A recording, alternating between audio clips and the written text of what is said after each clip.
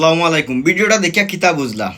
কমলগঞ্জ মুন্সি বাজারের রিয়াজ নামের একটা ফুয়া অনলাইন সোশ্যাল মিডিয়াত টিকটকও একটা পেজ আছে তার।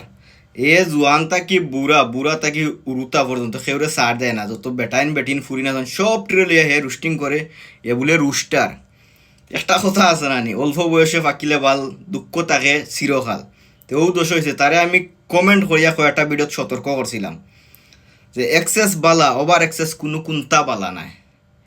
তো ফুয়াইনতে মূল কত হয়েছে আখতা আইসইন বিদেশে টেকা দুইটা রুজু করিয়া ফোন একটা লইয়া মোবাইলটা সামনে রাখা মুখত যেতা আইলো ওটা ওটাও মাত্রা আব্বাসিও জুড়ে লইয়া একটা কথা তোমরা হয়তো ফাউরি লাও ইকান বেড়াই 360টা উলিয়ার মাটি বৃহত্তর সিলেট ইকানো মুখ দিয়া যেখান যেসাতা মাতিয়া যারতায় পারতায় নাই।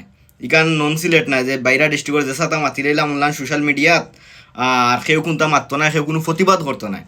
এটা সিলেটের মাটি, যেসা হানো রয়ে যাক, যেসা জেলা রয়ে যাক, আর যেসা বিভাগ রয়ে যাক, কোনটা মারতে হইলে হুসে বুদ্ধে মাতিও। কিতা হয়েছে বুঝছো নি? ওন কিতা হইলো কই গেলে মানুষে হই হই রই রই রিয়াজ চূড়া গেল কই আস না এখন খুব প্রতিবাদ তামা।